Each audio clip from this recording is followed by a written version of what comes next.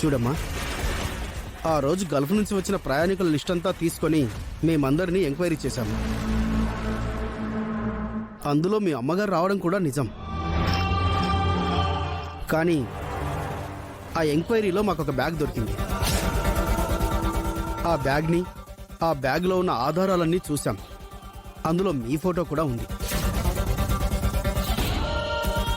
ఇది మీ అమ్మగారిదని చెప్పి మేము కన్ఫర్మేషన్ చేసుకోవడానికే మిమ్మల్ని పిలిపించాం.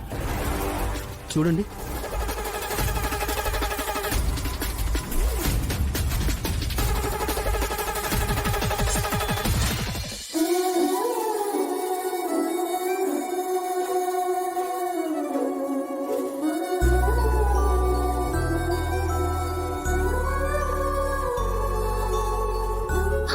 ఇది మా అమ్మ బ్యాగేనండి.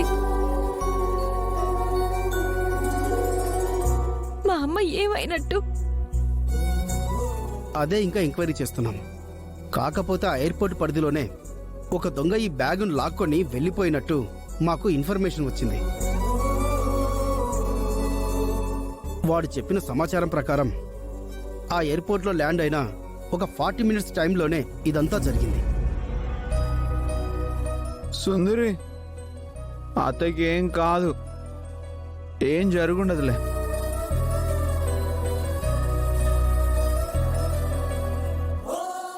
పాపం వదిన బాధ చూస్తుంటే నాకేం మాట్లాడాలో తెలియటం లేదు. ఓ పక్కనేమో అన్నయ్య, మరో పక్కన తల్లి లాంటి వదిన. Please control your self. ఖచ్చితంగా మీ అమ్మగారు ఎక్కడ ఉన్నారో మేం వెతికి పట్టుకుంటాం. మాకు కాస్త టైం కావాలి. ఎస్ఐ గారు, మీరే ఎలాగైనా వెతికి పట్టుకోవాలి. మా సుందరి బాధపడితే నేను చూడలేను. Sure sir.